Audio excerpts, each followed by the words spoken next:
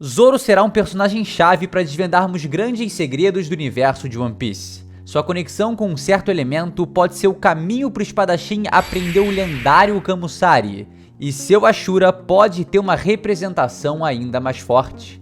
Roronoa Zoro é o conquistador dos três reinos, alguém que se tornará um soberano no céu, na terra e no inferno. Esse vídeo consiste em analisar o que são esses reinos e como eles são representados na história de One Piece, como também nos aprofundar no enorme significado que eles têm para o personagem Zoro, que pode apresentar novos poderes relacionados a esses reinos e ser usado como uma peça fundamental para revelar mistérios desse mundo, tal como Nika, o deus do sol. Então, para começar com o pé direito, deixa aquele like, se inscreve no canal. Eu sou o Lipe e esse vídeo é baseado num conteúdo do Typical Joe que tá aí, ó, na descrição, tá bom? Então, chega comigo e bora falar sobre o primeiro reino, Terra. O tema terra e da natureza tem um significado muito grande no mundo de One Piece. A importância das terras férteis para o cultivo de plantas já foi destacada várias vezes, como vimos recentemente em Wano. O Oda deixa claro durante a obra que o valor da terra e da natureza é muito significativo para o enredo das raças celestiais. E como a gente vai ver, esses seres têm uma relação muito importante e profunda com o Zoro, então fica de olho. Se viajarmos de volta para os céus em direção a Skypiea, a gente vai lembrar que Jaya é considerada a Terra Santa por causa do seu solo rico e fértil que permite o cultivo de plantas. Os Skypieans chamavam esse solo sagrado de Verth, tal como o ídolo, o deus que representa os desejos das raças celestes. Esse tema também se estende aos lunários e a Marejoa. Essa região tão importante no mundo também é conhecida como Terra Santa, e já foi o lar dessa raça alada que eram considerados deuses, isso antes do governo de Imu-sama. E como podemos ver, em algum lugar dentro de Marejoa, no castelo de Pangeia, há uma sala conhecida como a Câmara das Flores. Tendo em mente essa relação importante da Terra com as raças celestes, parece indiretamente implícito que essa câmara foi originalmente cultivada pelos lunários. Isso talvez esteja sendo sugerido ali, né, pela tatuagem do King, que parece representar uma planta. Mas tá, como isso se conecta ao Zoro? Como isso se conecta a esse personagem e que significado isso tem? Bom, recentemente descobrimos que a mãe do Zoro se chamava Terra ou Terra, que é literalmente o mesmo nome do elemento central que estamos analisando aqui. Essas informações reveladas no SBS do volume 105 deram um novo contexto a algo que antes parecia ser apenas uma piada. Durante toda a série, a gente vê o Sanji sendo chamado de sobrancelha encaracolada por Zoro, e o Zoro sendo chamado de cabeça de alga ou marimo por Sanji.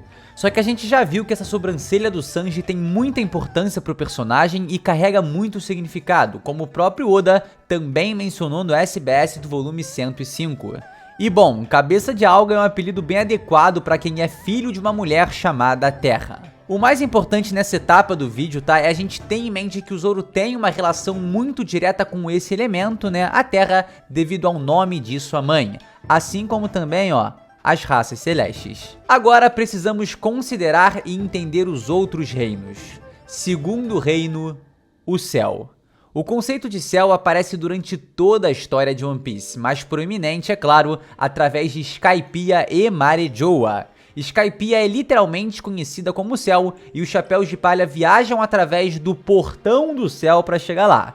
Mas para irmos ao ponto que queremos, é preciso descer até os mares mundanos do East Blue e voltarmos para Logtown. Lá também temos o tema do céu presente, quando Sanji pergunta a Zoro se ele acreditava em Deus após Luffy ser aparentemente salvo por um milagre, questionamento qual o Zoro simplesmente ignora. Mas essa questão é mais uma vez levantada durante os acontecimentos em Skypiea, pergunta a qual o Zoro agora responde com "Eu nunca rezei para Deus". E isso já começa a nos mostrar o significado que esse conceito tem para o personagem. Aqui notamos que o significado de Deus e céu nos conecta novamente a Marejoa e também aos lunários, tal como o elemento terra. Em Skypiea, Zoro tava lá quando Enel proclamou que criaria uma nova terra de Deus. Em Wano, Zoro tava lá para saber que Marejoa já foi conhecida como a Terra de Deus governada pelos lunários. Por mais que ele não seja a melhor pessoa do mundo pra ligar alguns pontos, como a gente viu quando tava lutando contra os serafins e demorou pra revelar os segredos de suas defesas, o Zoro tá sendo bem exposto a informações interessantes sobre as raças celestes, e talvez os pontos convergentes dessas informações nos revelem segredos importantes desse mundo, como a gente vai ver mais à frente. E por que será que o Zoro tá tão intimamente ligado a todos esses exemplos de pessoas que explicam a tradição do céu e de deuses no mundo de One Piece? Provavelmente tudo se conecta ao juramento de Zoro e sua promessa com Ina. Naquela ocasião, ele disse que se tornaria o maior espadachim do mundo e ficaria tão famoso que até o céu ouviria seu grande nome. Terceiro reino, o Inferno. A conexão de Zoro com o Inferno é a mais proeminente e explícita de todas. Como a gente pode ver no final da luta contra o King, o próprio se autoproclama o Rei do Inferno, ou seja, temos painéis muito mais explícitos do que a maioria que podemos relacionar com os reinos da Terra e do Céu.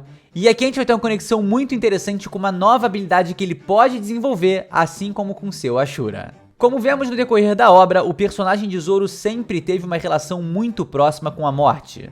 Lá no início de One Piece, no capítulo 51, logo após sua derrota contra o Mihawk, o Zoro, além de estar em sua primeira de muitas experiências de quase morte, deixa claro que prefere morrer do que ser derrotado. E a gente consegue ver isso em muitas ocasiões no mangá, na luta contra o Arlong, no confronto contra Kuma, na batalha contra Kizaru, no embate contra Kaido e Big Mom, e por aí vai.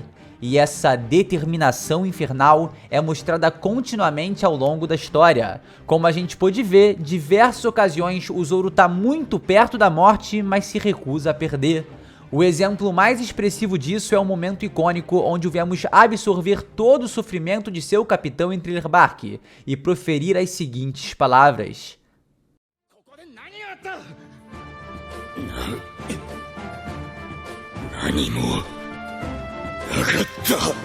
em Enies Lobby temos uma passagem curiosa relacionada a esse tema em que o Zoro comenta como o Luffy tá sempre enganando a morte.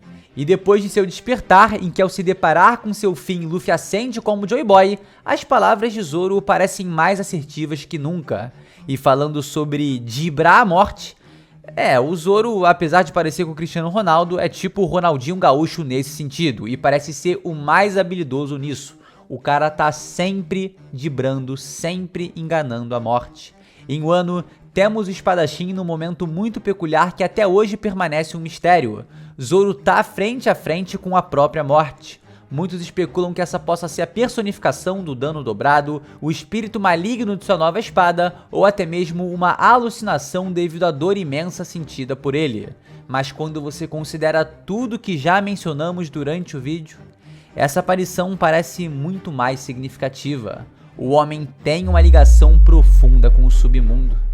E essa relação com o inferno e a morte também está altamente presente nos seus ataques, como o Onigiri Purgatório e o singelo Kiki Kyutoryu Ashura Bakai Mouja no Tawamurei, que até tu terminar de pronunciar esse nome, seu inimigo já te tem um ataque mortal, mas significa espírito demoníaco do estilo de 9 espadas Ashura, saque de espadas, o jogo dos mortos.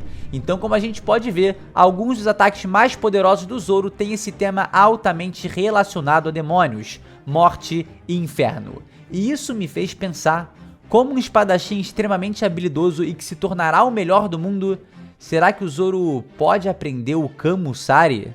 O verdadeiro significado dessa palavra é meio complicado de definir, mas o termo rejeição divina parece muito bem apropriado.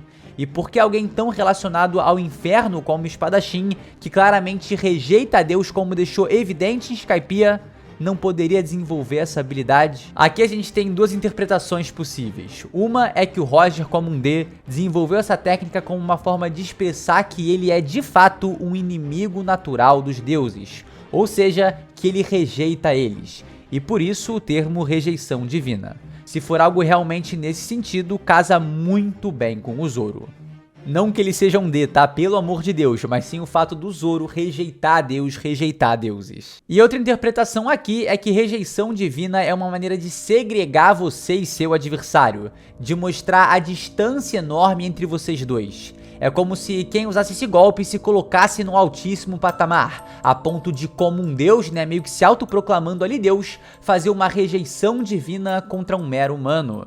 Se essa for a leitura mais correta de Camussari, fica bem esquisito o Zoro usar algo assim, né? Ele jamais se referiria a si próprio como Deus. Mas, e se ele desenvolvesse uma técnica semelhante, mas que o assumisse exatamente como ele bradou no final de Wano, ao se autoproclamar o Rei do Inferno? Teríamos então o Akuma Sari de Roronoa Zoro, a rejeição demoníaca.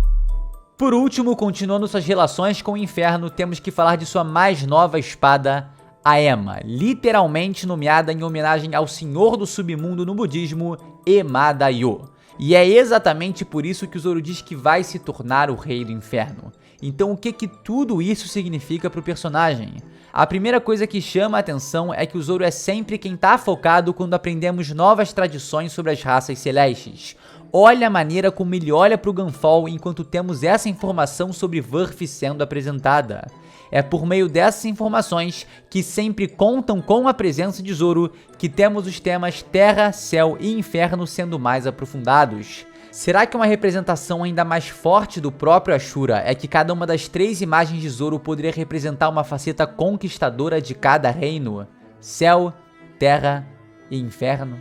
Zoro aprendeu sobre os Skypians através de Gunfall, sobre os Shandorians através do Wiper e sobre os Lunários através de King. Parece muito provável que essa conexão continue e Zoro aprenda ainda mais sobre os povos celestes. E que tal aprender então sobre uma raça que ele ainda não obteve informações e que casa perfeitamente com o único supernova que ainda não entrou no enredo principal da obra? Zoro em breve vai aprender os segredos dos Birkans, raça celestial que conta com personagens super interessantes como o Uruji e o próprio Enel. Será que através do espadachim teremos algumas informações que justificam por que Enel se considera um deus? Porque ele arrancou suas asas e substituiu por tambores? Será que isso tem uma relação direta com o deus Nika e os tambores da libertação? Pois é, Zoro como um personagem é muito mais do que força bruta, e Oda parece estar usando sua relação com a Terra, o Céu e o Inferno para nos trazer grandes revelações no futuro de One Piece. E é isso, para concluir, todos esses 3 reinos parecem representar aspectos do Zoro, sua habilidade como espadachim, sua personalidade e sua ambição. E há um cenário de One Piece que pode culminar todas essas conexões do Zoro com a Terra, o Céu e o Inferno, tornando-o assim o conquistador dos 3 reinos.